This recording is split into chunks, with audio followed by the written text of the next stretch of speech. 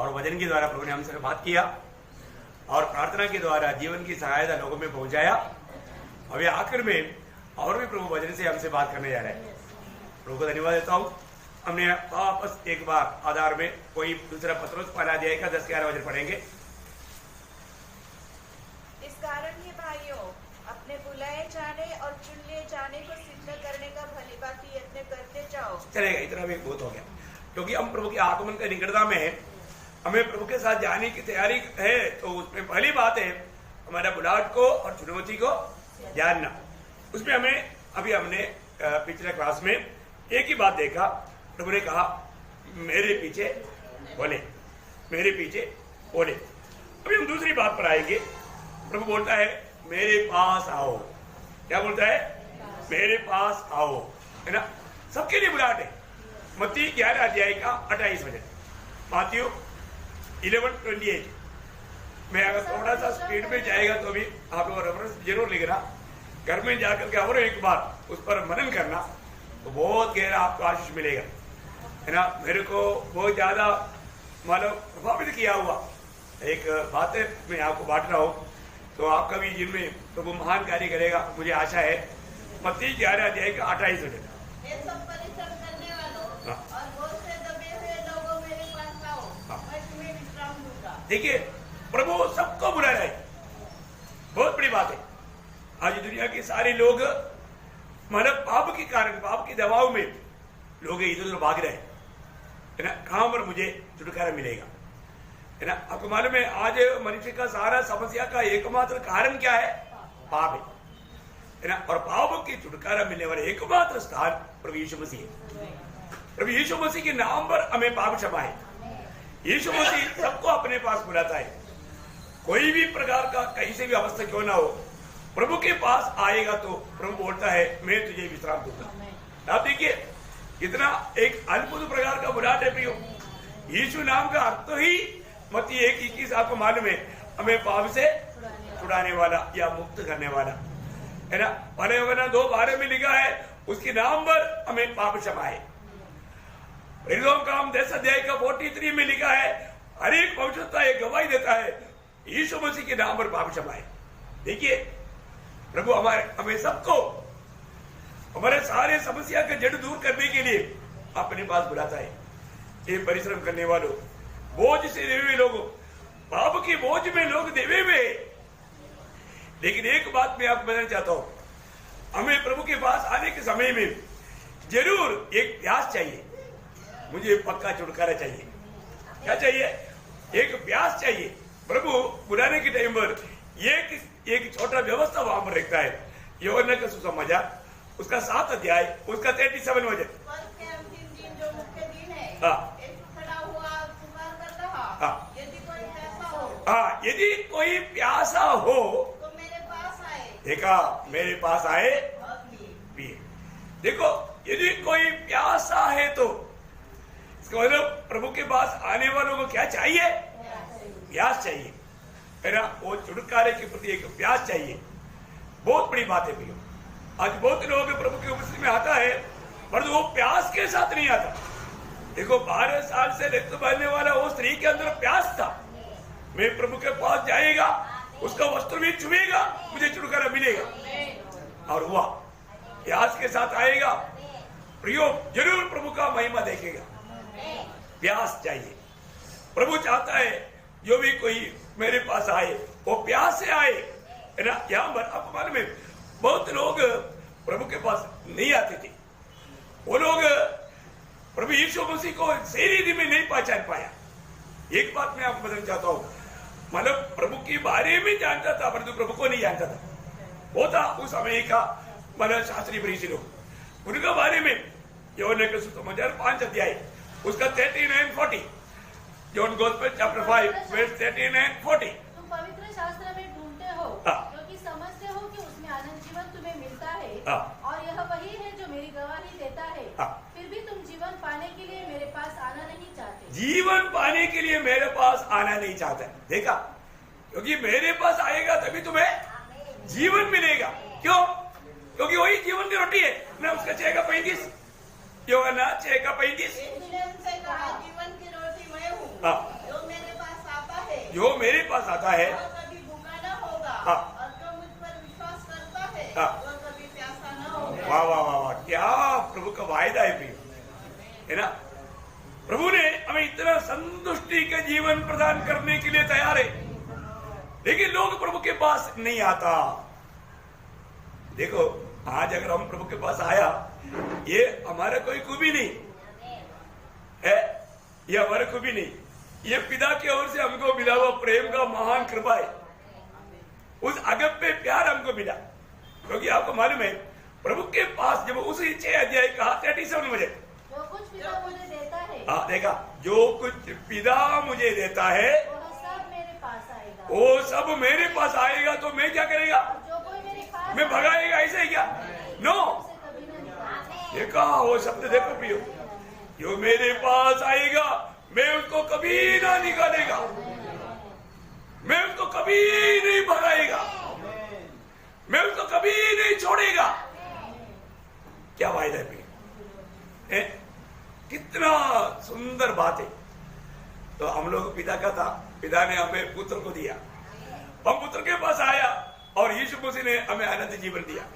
देखिए कितना बड़ी बात है ना, हमारे जीवन में हमें मिला हुआ ये सारी बातों का पिता के ओर से वो स्रोत है ना। कितना महान कार्य है। देखो आपको मालूम है, अभी यीशु मसीह के पास आया वो व्यक्ति को कुछ भी वादा आएगा, तुम जाओ बोल के यीशु मसीह डांटेगा तो भी जाएगा क्या?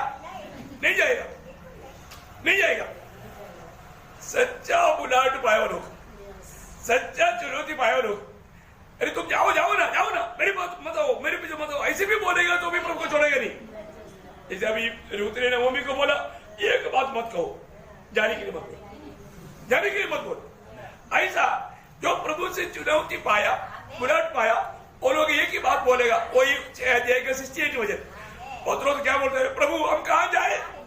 जाएगा तो हम कहाँ जाएगा, क्योंकि अनंत जीवन की बात तेरे पास है, अब तुझे छोड़कर कहाँ जाएगा? बताओ ना। और किसी के पास अनंत जीवन की बात है क्या? नहीं, नहीं जा सकता प्रिय। जो सचमुच में प्रभु को पाया, प्रभु के पास आया, वो जीवन जल से पिया, वो कभी भी प्रभु को छोड़ करके नहीं जा सकता, नहीं जा सकता। देखा पतरस यहाँ पर बोलता है, हम कहाँ जाए, हम कहाँ जाए, क्योंकि अनंत जीवन की बात है तेरे ही पास है। क्योंकि हम प्रभु को छोड़ने का मतलब अनंत जीवन को छोड़ना। देखा इसका मतलब क्या है ना, इसका माधुरी जाना हुआ प्रभु का लोग हमेशा क्या चाहेगा, हमेशा प्रभु का निकटता चाहेगा।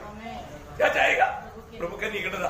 देखा पुराने नियम का वक्त आसाफ कहता है 73 का 28 में, है ना, आसाफ का एक कहना है कि प्रभु के निकट रहना हमारे लिए भला है। प्रियो आप देखो, आपको बाकी अनेक बातों से बढ़कर के प्रभु के निकट रहना अच्छा लगता है क्या? है आसाफ ने कहा 73 का 28, 73 मीन्स वचन संगीता, वचन संगीता 73 का 28 में आसाफ बोलता है प्रभु के निकट रहना हमारे लिए अच्छा है। देखा अच्छा है, इसलिए याकूब भी बोलता है, याकूब 4 का 8 में, प्रभु के निकट जाओ। कहाँ जाओ? प्रभु के निकट जाओ ना। याकूब 4 अध्याय का 8 वचन, परमेश्वर के निकट आओ तो वो भी तुम्हारे निकट आएगा। देखा प्रभु के निकट आओ, प्रभु के निकट आओ, प्रभु निकट। ये दिन वाटिका में डेली प्रभु अधोवा से मिलने के लिए आता था, ये भी भाग कर जाता था, और एक दिन नहीं आया तो प्रभु उत्पत्ति 3:9 में बोलता है, आधा तू कहाँ है? तू मेरे पास आना चाहिए ना, तू कहाँ भाग रहा है? तू कहाँ है? प्रियो आज आपको मालूम है, आज भी कुछ लोग है ना शो करता है, हमको प्रभु के प्रति भूख है, प्यास है, लेकिन टाइम नहीं मिलता। बहुत अच्छा झूठ है, मन ने तो मार गए। हमारे प्रभु से कोई काम असंभव है? मैं आपको बोलता हूँ, प्रभु आपके लिए मार्ग खोलेगा, बिल्कुल खोलेगा। लेकिन लोग क्यों नहीं आता मालूम है? उसका कारण प्रभु यीशु मसीह बोलता है, यूहन्ना का सुसमाचार उसका 3 अध्याय का 20 वचन, यूहन्ना उनका 3 का 20। जो कोई बुराई करता है वह ज्योति से बैर रखता है। हाँ देखा, जो कोई बुराई करता है ना वो ज्योति से बैर करता है, मतलब प्रभु से बैर करता। और ज्योति के निकट नहीं आता, नहीं आता, ज्योति के निकट नहीं आता। क्यों आएगा? तो ये वचन सुनेगा तो उनका हजम नहीं होता, ऐसा न हो कि उसके कामों पर दोष लगाए जाए। वो आराम से रह नहीं पाएगा। देखा है ना, यही बात होशिया नबी की किताब 5 अध्याय का 4 वचन जरा पढ़ना। वहां पर भी लोग प्रभु से भागने का कारण या प्रभु का निकट न आने का कारण बताया। होशिया 5 का 4। उनके काम उन्हें अपने परमेश्वर की ओर फिरने नहीं देते। देखा, उनका काम उनको प्रभु की निकट जाने नहीं देता, प्रभु के निकट नहीं जाने देता, क्योंकि वो बुरे चाल चलता है, अच्छा चाल नहीं चलता। प्रियो, इतनी बड़ी बात है, प्रभु की लोग कहलाना काफी नहीं प्रियो। तन मन से प्रभु से प्यार करने वाले एक कर्म चाहिए, बहुत बड़ी बात है। यहाँ पर प्रभु यीशु मसीह बोलता है, मेरे पास आओ, मेरे पास आओ। प्रभु के पास आएगा, उनको प्रभु कभी नहीं छोड़ेगा और प्रभु उनको अनंत जीवन देगा, है ना। प्रभु के पास आया, अनंत जीवन पाया हुआ, वो प्रभु को स्तुति करेंगे। हाँ प्रियो, प्रभु ने हमें अनंत जीवन दिया। दूसरा, अभी प्रभु ने तीसरा बात प्रभु ने क्या बोला, मुझसे सीखो। क्या बोला, मुझसे सीखो, है ना। मत्ती 11:29। मेरा जुआ अपने ऊपर उठा लो और मुझसे सीखो। हाँ, मेरा जुआ अपने ऊपर उठाओ और मुझसे सीखो। प्रियो, ये बहुत बड़ी बात है ना। प्रभु से हमें सीखना, रोज हमें प्रभु से सीखना। क्यों प्रियो, प्रभु की जैसा ज्ञानी कोई है क्या? नहीं नहीं नहीं, उसका ज्ञान का महत्व बोलेगा तो पड़ोसियों का पत्नी उसका 2 अध्याय का 3 वचन में क्या लिखा मालूम है? यीशु मसीह में ज्ञान का सारा भंडार भरा हुआ है। आप देखिए, ऐसा ज्ञानी से सीखो, है ना। आप देखो, आपको मिल गया तो बढ़िया जल्दी। जिसमें बुद्धि और ज्ञान के सारे भंडार छिपे हुए हैं। हाँ देखा, मतलब जिसमें परमेश्वर का उस सारे ज्ञान का भंडार छिपा हुआ है। ईश्वरीय ज्ञान पूरा किसमें भरा है? यीशु मसीह में। उससे हमें सीखना है? अभी जुआ लेने का अर्थ आपको मालूम है? जुआ लेने का अर्थ है कभी भी प्रभु को छोड़कर भाग नहीं जाएगा। जुआ लिया है तो आप प्रभु में, प्रभु के साथ बांधा हुआ है। Praise God. आपने जुआ लिया है तो आप प्रभु के साथ बांधा हुआ है, इसलिए जुआ लेना है। हमें प्रभु से सीखना, क्या क्या सीखना है इसका एक क्लास मैंने इससे पहले भी लिया है। मैं अभी यहाँ पर बाहर से बोलते जाऊंगा, वचन भी बोलूंगा, विषय बोलूंगा, लेकिन उसको पढ़ने के लिए टाइम नहीं, क्योंकि हमारा ध्यान के लिए ज्यादा टाइम चाहिए।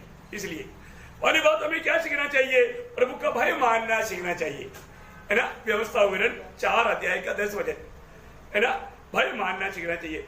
दूसरी बात, हमें भलाई करना सीखना चाहिए। क्या करना सीखना चाहिए? भलाई करना सीखना चाहिए। एशिया 1 अध्याय का 17 वचन, एशिया 1 अध्याय 17 वचन। और रोमियो 12 अध्याय का 21 वचन, रोमियो 12 अध्याय का 21 वचन।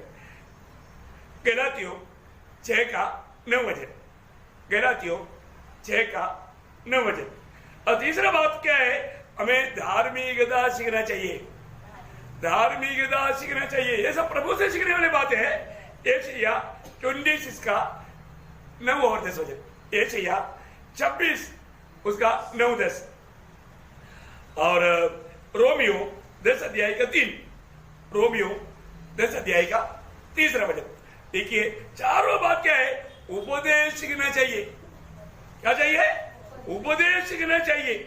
एशिया 29 का 24, एशिया 29 का 24। पहला तिमोथी 4 का 3, पहला तिमोथी 4 का 3। दूसरा पत्रोस 2 अध्याय का 1 वचन, दूसरा पत्रोस 2 अध्याय का 1 वचन। याकूब 3 का 1, याकूब 3 का 1। अभी आपको मालूम है, यीशु मसीह से उपदेश नहीं सीखेगा, यीशु मसीह की उपदेश में बना नहीं रहेगा तो क्या होगा? दूसरे यूहन्ना 9 से 11, दूसरे यूहन्ना 9 से 11। उनके साथ पिता भी नहीं, पुत्र भी नहीं। देखा, इसलिए प्रियो, उपदेश सीखना जरूरी तो बात है। मैं आपको बोलता हूं, नासिक मंडली को मैं इतना क्लियर कट मसीह का उपदेश कई बार सिखाया है। अभी भी आप बोलो, बाद में कल से फिर शुरू हो जाएगी। आपको देखो, मैं आपको बात आपको बताना चाहता हूं। आपको ये सारी बात बड़ा डिटेल से अभी हम हेडिंग लगा करके देता है सब्जेक्ट, मेरा पूरा यूट्यूब में पड़ा है, आप देखना, एक बार रिविजन करके देखते जाओ, हर एक विषय को आपको मिलेगा। और जो विषय नहीं आया आप बोलो मैं वो विषय पर लेता हूं। ओके, और पांचवी बात, हमें भले काम करना सीखना चाहिए। क्या चाहिए? भले काम करना सीखना। तीतो 3:14, एफिसियों 2:10, तीतो 3:14, एफिसियों 2:10 और मत्ती 5:16। अभी मतलब बहुत बातों में अभी नहीं जाएगा। चारवा बात, अभी चारवा पॉइंट है, नहीं वो बात नहीं, वो खत्म कर दिया मैंने। ऐसे तो बहुत है, मतलब इतना तो बहुत हो गया। अभी चारवा पॉइंट प्रभु का जो मतलब बुढ़ापे के बारे में प्रभु ने बोला, मुझ में विश्वास करो। क्या करना? मुझ में विश्वास करो। प्रियो, हमें मसीह में विश्वास करना।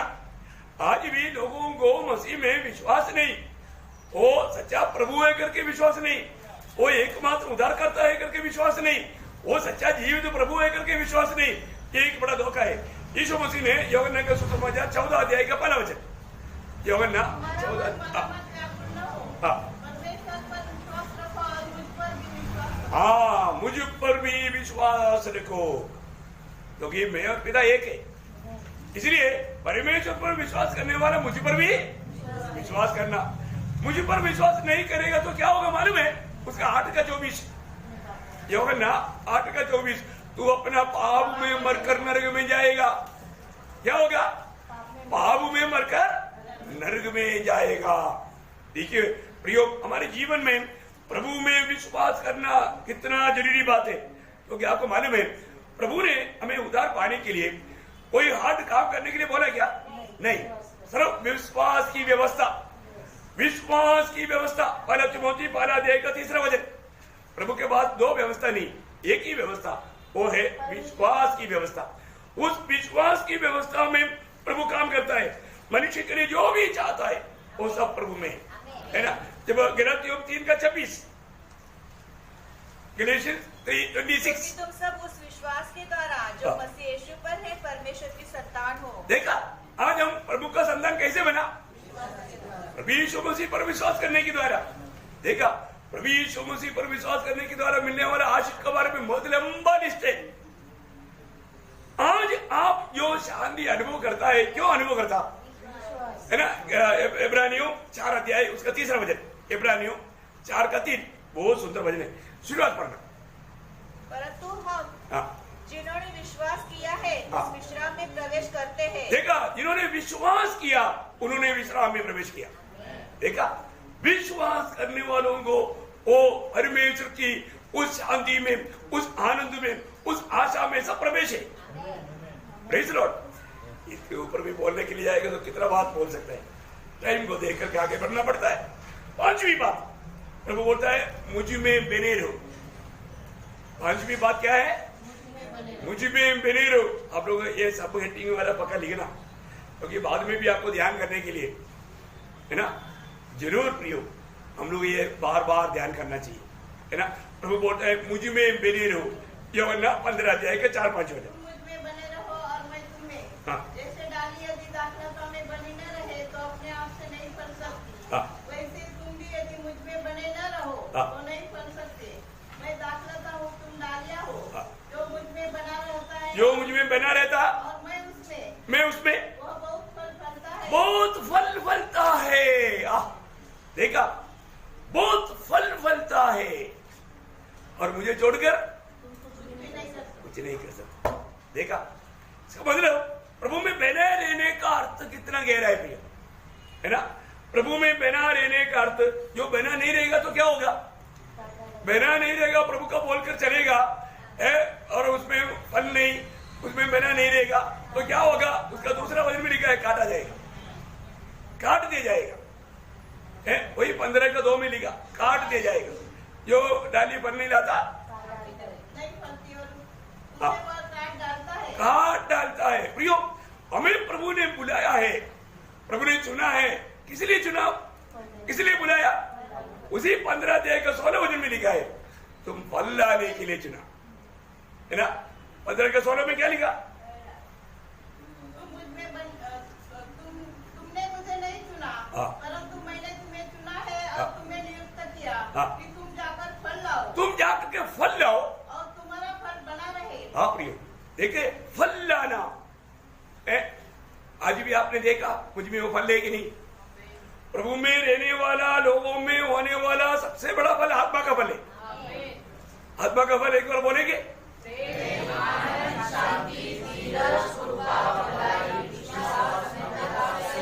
अभी भी आनंद है, ये वचन सुनने में आनंद है प्रियो। ये एक फलदायी। अभी मैं प्रभु में बना रहता है कि नहीं, कैसे मालूम पड़ेगा? है ना, उसका 2-3 चिन्ह में आपको बताता हूं, है ना। प्रभु में बना रहेगा तो पहली बात है, मैं पक्का एक दूसरे से प्रेम करेगा। प्रेम करने वाला अनुभव है तो आप प्रभु में है ना। कोई यूहन्ना उसका 15 अध्याय का 9-10 वचन, ये वचन पढ़ना पक्का। वैसा ही मैंने तुमसे प्रेम रखा, मेरे प्रेम में बने रहो। यदि तुम मेरी आज्ञाओं को मानोगे तो मेरे प्रेम में बने रहोगे, जैसा कि मैंने अपने पिता की आज्ञाओं को माना है और उसके प्रेम में बना रहता हूँ। देखा, पिता के प्रेम में या पिता में पुत्र कैसे बना रहा? हाँ, आज्ञा मान करके उस प्रेम के कारण, वो प्रेम है वहां पर। आज्ञा मानने का, जो प्रेम करेगा तो आज्ञा मानेगा ही, नहीं समझा? क्योंकि वही 14 का 15 मिलेगा यूहन्ना, जो मुझे प्रेम करता है वो आज्ञा वो मानेगा। तो पिता की आज्ञा मान करके पिता में बना रहा पुत्र, उसी प्रकार हम मसीह में बना रहने का अर्थ प्रेम में बना रहना। पहली बात क्या करना? प्रेम में बना रहना। दूसरी बात क्या आपको मालूम है? मतलब उसका मतलब पहला यूहन्ना 4 का 16 हमने प्रेम इसी से जाना, जो प्रेम पहला यूहन्ना 4 का 16, जो प्रेम परमेश्वर हमसे रखता है उसको हम जान गए और हमें उसका विश्वास है। परमेश्वर प्रेम है और जो प्रेम में बना रहता है, जो प्रेम में बना रहता वो परमेश्वर में बना रहता है। देखा है कि मतलब पहली बात तो प्रभु की आज्ञा मानेगा, दूसरी बात प्रभु में प्रेम करेगा, हर एक से प्रेम करेगा। तीसरी बात क्या है? प्रभु ने हमें आत्मा दिया, उसका भी एक चिन्ह है, हम प्रभु में बना रहता। उसका 4 अध्याय का 13 वचन, इसी से हम जानते हैं कि हम उसमें बने रहते हैं और वो हम में, क्योंकि उसने अपने आत्मा में से हमें दिया है। हाँ, उसने अपनी आत्मा हमको दिया है। देखिए, हमारे में प्रभु की आत्मा है ना। उसका 3 का 24 वचन भी पढ़िएगा, पढ़े हो ना, 3 का 24। आज्ञाओं को मानता है वह उसमें और वह उनमें बना रहता है। और इसी से अर्थात उस आत्मा से जो उसने हमें दिया है हम जानते हैं कि वह हम में बना रहता है। हम में बना रहता। देखिए, इसको हम प्रभु में बना रहता है तो उसका अर्थ क्या है? प्रभु की आत्मा हमारे में रहता है, आत्मा हमें दिया है, आत्मा हमें मिलने के कारण, है ना। उसका दूसरा अध्याय का 24 वचन पढ़े हो ना, 2 का 24। जो कुछ तुमने आरंभ से सुना है वही तुमने बना रहे। जो तुमने आरंभ से सुना है यदि वो तुमने बना रहे तो तुम भी पुत्र में और पिता में बने रहोगे। देखिए, प्रभु की वचन हमारे में बना रहेगा तो हम प्रभु में भी बना रहेगा। देखा, वचन बना रहता है कि नहीं प्रियो? ये चारों बात सम्मिलित होकर के जीने वाले व्यक्ति, उनका जीवन कैसे रहेगा मालूम है? उसका 2 का 6। जो कोई यह कहता है कि मैं उसमें बना रहता हूँ, उसे चाहिए कि आप भी वैसा ही चले जैसा वह चलता था। वाह वाह वाह, क्या अनोखी बात है। क्या कोई असंभव की बात है? कोई असंभव की बात है? जो बहुत सरल बात है प्रियो। एक्चुअली क्या है ना, थोड़ा टाइम लेकर के मैं बहुत सावधानी से एक पास रहना चाहिए, लेकिन आप लोग बच्चा नहीं, आप लोग मेच्योर लोग हैं। ये जो फास्टिंग ब्रदर में जो आता है ना, वो मेच्योर लोग हैं, बाकी लोग नहीं आते। इसलिए संडे को थोड़ा, कल भी ऐसा मेरे ख्याल में 2 सेक्शन में बोलना पड़ेगा, लेकिन कल मैं आपको बोला बहुत प्रार्थना के साथ आए। भेज रहा हूं, ये भी वजन आपको हजम हो रहा है ना? ओके, अभी ये 5 बात हो गया, तो मैं एक बात आपको बताऊं, प्रभु कभी भी आलसी लोगों को नहीं बुलाता। प्रभु ने हार्ड वर्कर लोगों को बुलाया, प्रभु की सेवा के लिए जो भी दुनिया में दिया हुआ कामों में आप हार्ड वर्क कर रहा है कि नहीं, वो बात को देखा। इसके बाद में प्रभु बुलाता है। मतलब दुनिया में आपको मिला हुआ एक यो कार्य काम एक प्रकार का प्रभु के बुलाहट के लिए एक परीक्षा है, और तो बहुत लोगों ने वो बात नहीं जाना। तो आपको मालूम है मछली पकड़ने का काम है, मछली पकड़ने वाला काम एक बहुत बड़ा हार्ड काम है। और अब देखो आज के दिन में कुछ नहीं मिला तो कल भी जाएगा, एक हफ्ता नहीं मिला तो भी जाएगा। क्यों? क्योंकि वो तकता नहीं और उनको आशा है। ऐसा लोगों को प्रभु बुलाता है। अब देखिए अभी प्रभु में बुलाहट पाया हुआ लोगों का एक छोटा सा संक्षिप्त में एक छोटा सा बात बताते हुए जाऊंगा। मैं सारे वचन नहीं पढ़ाऊंगा। पहली बात एलीशा का बुलाहट। नंबर 1 व्यक्ति पुराने नियम में एलीशा वाला राजा 19 अध्याय उसका 19 से 21 तक का वचन में हम देखते हैं एलीशा 12 झुंड बैलों के साथ खेती में काम कर रहा था। अब वो 12वां नंबर में पीछे वो खड़ा है, मानो बाकी आगे के लोगों को तेजी भागना पड़ेगा क्योंकि ये बहुत तेज है। ये पीछे से वो आता है तो आगे वालों को भागना पड़ता है। इसी प्रकार 11 झुंड को बड़ा प्रोत्साहन देते हुए 12वां नंबर में रहकर के काम करने वाला महान परिश्रमी व्यक्ति था। देखा सन में। और आपको मालूम है जब एलिया उड़ा ले जाने से के बाद जब एलीशा को मालूम पड़ा अभी एलीशा एलिया को बिल्कुल छोड़ा नहीं, पकड़े रहा। एलिया ने पूछा तुमको क्या चाहिए? बोला जब प्रभु तुमको उड़ा कर ले जाएगा मुझे दुगुना सामर्थ चाहिए, मुझे दुगुना सामर्थ चाहिए। बोले ये तो बहुत कठिन बात बोला। ठीक है तुम अगर मैं उड़ा ले जाते वक्त तो तू मुझे देख लिया तो तुझे मिलेगा। तो इसलिए वो बिल्कुल उसके पीछे लगा रहा। उनकी यात्रा आपको मालूम है जब दूसरी राजा दूसरी अध्याय के 1 से 15 तक का वचन में वो बात लिखा है। और हम देखता है प्रियो बिल्कुल एलीशा एक हार्ड वर्कर था, दुगुना सामर्थ पाया, दुगुना सामर्थ पाया।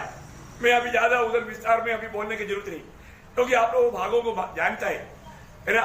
उसने लोगों ने भी जाना उसका चाहिए तो उसका दूसरा अध्याय का 14-15 वचन पढ़िएगा। तब उसने एलिया की ये बात चद्दर जो उस पर से गिरी थी पकड़कर जल पर मारी और कहा एलिया का परमेश्वर यहोवा कहाँ है?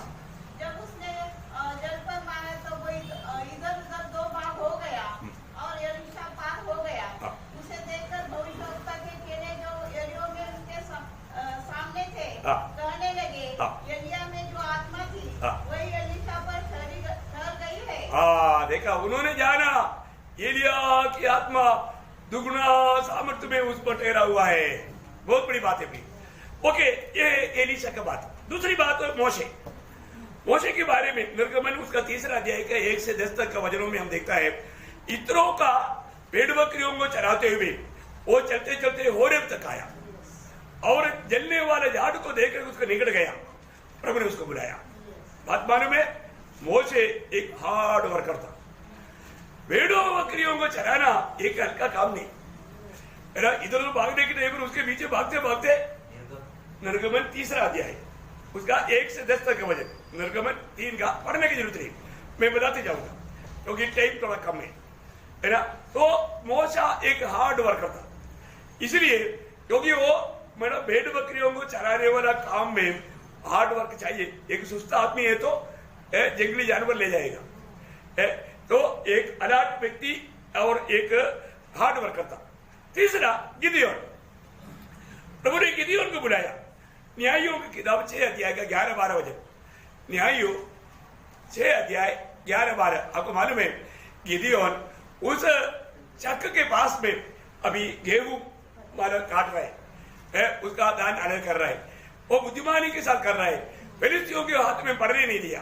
वो उस समय में प्रभु आकर बोलता है हे वीर शूर सुरमा, देखा पराक्रमी, देखा पराक्रमी सुरमा।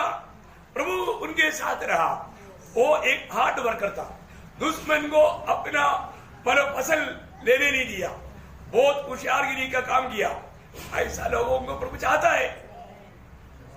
अलर्ट, विरोधी को बिल्कुल लेने नहीं देगा, ऐसा एक मतलब उल्लास। चौथी बात दावीद। दावीद के बारे में भजन संगीता 78 का, नए लोगों ने से मैं किताब में बोल रहा हूं, 78 का 70 से 72 तक, भजन संगीता 78 का 70 से 72 यहां पर लिखा है, भेड़ बकरियों को चराने की उस भेड़शाला से प्रभु ने बुलाया। कहां से बुलाया? भेड़शाला से। आपको मालूम है दावीद के जीवन में भी क्या था? वो एक भेड़ को भी दुष्टों जानवरों को लेने नहीं देता। शेर आया, शेर के पीछे लेगा, देखा है वो कितना हार्ड वर्कर है, कितना विश्वासी होगी प्रभु का दास है। प्रभु ने अपनी सेवा के लिए लगाया, बहुत बड़ी बात है। पांचवा आमोस। आमोस कौन था? आमोस भी चरवाहा था। आमोस भी चरवाहा था। आमोस का किताब 7 अध्याय, उसका 14-15 वचन। आमोस 7 अध्याय 14-15 वचन। अब देखिए वहां पर आमोस भी बोलता है, मैं भेड़ बकरियों को चराते हुए चलने के समय में प्रभु ने मुझे बोला ये संदेश सुनाओ।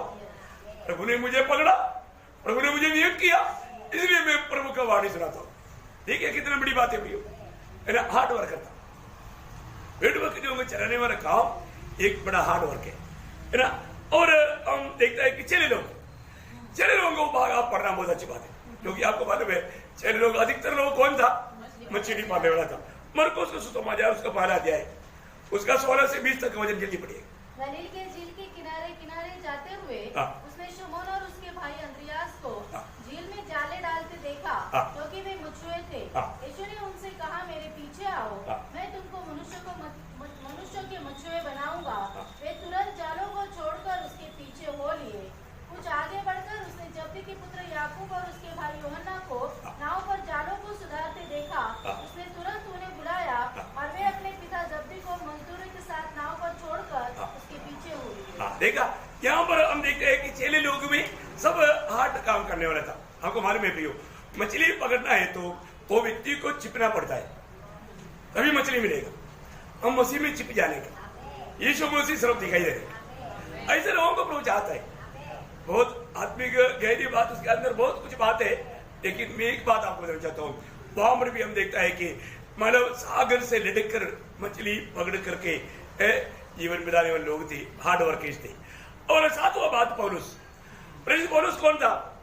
ना, मसीह लोगों को सताने वाला, मतलब जाना हुआ सच्चाई के लिए जान देने के लिए तैयार था।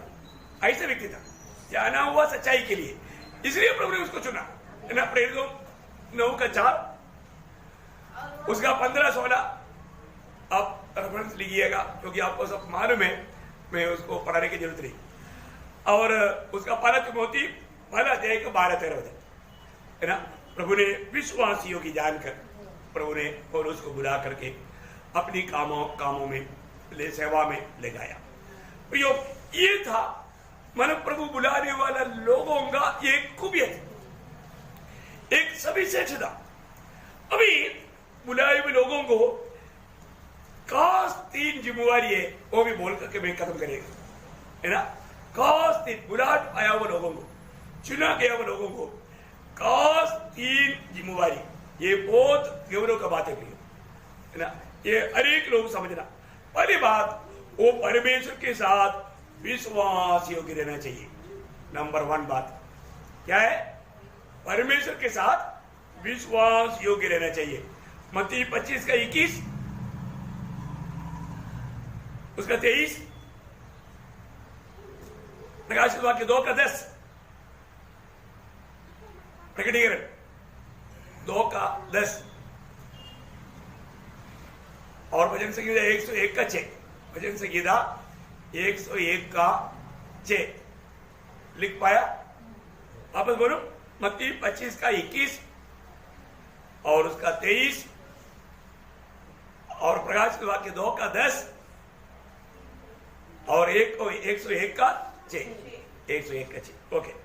दूसरी बात, मतलब अपने आप को एक पवित्र जीवन बिताने का समर्पण चाहिए। बुलाहट पाया हुआ, चुनौती पाया हुआ लोग, पहली बात परमेश्वर के साथ विश्वास योग्य रहना चाहिए। दूसरी बात, अपने साथ का जिम्मेवारी, अपने आप में एक पवित्र जीवन बिताने का समर्पण होना चाहिए। एक पवित्र जीवन बिताने का समर्पण होना चाहिए। दानियल 1:8 और मत्ती 25:10, पहला थिस्सलुनीकियों 4:3, पहला थिस्सलुनीकियों 4:3 और पहला पत्रोस पहला अध्याय 15-16, पहला पत्रोस पहला अध्याय 15-16। तीसरी बात, हम एक दूसरे के साथ हमेशा मेल मिलाव होना चाहिए। यूनिटी, हमारा ऐक्यता को तोड़ना नहीं, हमें एक दूसरे के साथ, मतलब पहली बात हमारा परमेश्वर के साथ विश्वासी होना चाहिए, अपने आप में पवित्र जीवन बिताने का निर्णय करना चाहिए। तीसरी बात, हमें एक दूसरे के साथ, अपने भाई बहनों के साथ एक सच्चा शादी या मेल का जीवन बिताना चाहिए, है ना। इब्रानियों 12:14, इब्रानियों 12:14,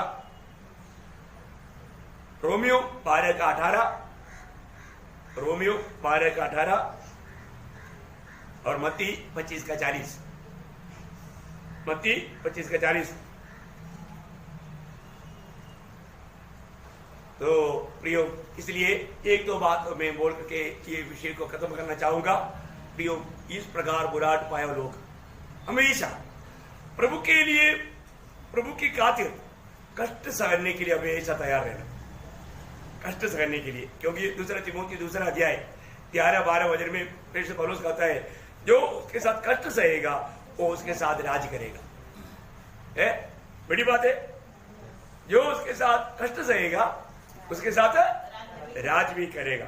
हमें प्रभु के साथ कष्ट सहने के लिए, क्योंकि जब से हम प्रभु में आया फिर उसके साथ है, फिर कभी अकेले नहीं, हमेशा साथ है। वही बात का एक अलग बात रोमियो 8:17 वो तो पढ़ेंगे, रोमियो 8:17। और यदि संतान है तो वारिस भी, और परमेश्वर के वारिस और मसीह के संगी वारिस, जब हम उसके साथ दुख उठाए, जब हम उसके साथ दुख उठाए, देखा, जब हम उसके साथ दुख उठाए, बहुत बड़ी बात है, हम उस राज करने में भी साथ रहेगा, है ना। और एक बात बोलकर खत्म करूंगा कि परमेश्वर के लिए, उसके राज्य के लिए जो भी आपने अगर कष्ट सहा है तो कभी दुखी नहीं बनना, है ना। कई बार पवित्र लोग जाने अनजाने प्रभु में होते हुए भी कष्ट आने के टाइम पर दुखी बन जाता है, कभी दुखी नहीं होना। फिर मैंने पिछले दिन में भी आपको बताया, हमारा प्रभु सर्वज्ञानी है, उसके जाने बिना मेरे और आपके जीवन में कुछ भी नहीं होगा, ये बात आप जरूर जानना चाहिए। वो हमारा पिता है, वो हमारे जीवन में होने देगा, वो हमारे भलाई के लिए, वो आनंदता के लिए। ये 2 वचन पढ़ करके हम समाप्त करेगा। लूका 18 अध्याय का 29-30, लूका 18 अध्याय का 29-30। उनसे कहा, मैं तुमसे सच कहता हूँ कि कोई ऐसा कोई नहीं जिसने परमेश्वर के राज्य के लिए घर या पत्नी या भाइयों या माता पिता या बाल बच्चों को छोड़ दिया हो और इस समय कई गुना अधिक न पाए और आने वाले युग में आनंद जीवन। होने का मतलब दुखी होने का जरूरत नहीं। और एक वचन मत्ती उसका 19 अध्याय का 29 वचन, मात्यु 19 19 उसका 29। और जिस किसी ने घरों या भाइयों या बहनों या पिता या माता या बाल बच्चों या खेतों या मेरे खेतों को और मेरे नाम के लिए छोड़ दिया है, उसको 100 गुना मिलेगा और वो अनंत जीवन का अधिकारी होगा। तो रोते रहना चाहिए हमें कितना खुशी बनना चाहिए। ये सब हमारे प्रभु यीशु मसीह ने हमें दिया वो वायदा है। प्रियो, हमारे प्रभु विश्वास योग्य, हमें बुलाने वाला परमेश्वर विश्वास योग्य। तो इसलिए हमारे बुलाहट को, हमारे चुनौती को बड़ी बात ही जानकर, है ना, एक पक्का मानव विश्वासी बन करके, एक सच्चा प्रभु का चेहरा बन करके ये दौड़ने के लिए, है ना। आज हमने देखा प्रभु ने बोला मेरे पीछे हो ले, प्रभु बोला मेरे पास आओ, प्रभु ने बोला मुझसे सीखो, प्रभु ने बोला मुझ पर विश्वास करो, और प्रभु ने बोला मुझ में वास करो, मुझ में बने रहो, मुझ में वास करो। कितना बड़ी बात है। आज हमें अपने जीवन को परखना है, प्रभु का वचन के आधार में मैं वास्तव में इन सारी बातों में अच्छा समझने करके प्रभु को महिमा देने वाला एक जीवन बिता पा रहा है कि नहीं, अपने आप को जांचे परखे एक अच्छा समर्पण के साथ एक विजय जीवन बिताने के लिए ये वचनों के द्वारा प्रभु सबको सहायता करे, प्रभु को सारा महिमा मिले। आमीन।